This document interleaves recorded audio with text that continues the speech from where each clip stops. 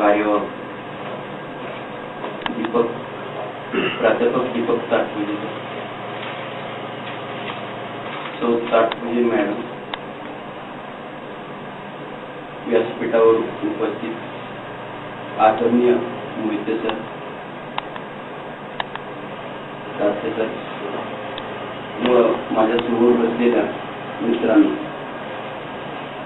Actually काय असतं बघा की मला भाषण देता येत नाही. मी जनरली ज्यावेळेला कुठेही कार्यक्रमाला जातो तर एक तर कार्यक्रमाचा हेतू काय आहे त्याच्यापेक्षा त्या लोकांना, समोर बसलेल्या लोकांना जर आपला काय फायदा होत असेल तर उपयोग आहे. मी काहीतरी एक हाय फाय अगदी भारी शब्द वापरून तुमच्याशी बोललो आणि तुम्ही ऐकलं, संपलं, तिथपर्यंत झालं. कारण लोकांना अलीकडे काय झालं की ऐकायचं आणि तिथं सोडून जायचं.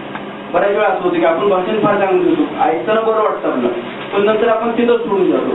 तर तसं न होता जो कार्यक्रमाचा हेतू किंवा सरांचा मला बोलवण्याचा हेतू जो आहे तो जर साध्य झाला तर मला त्याचा आनंद होईल.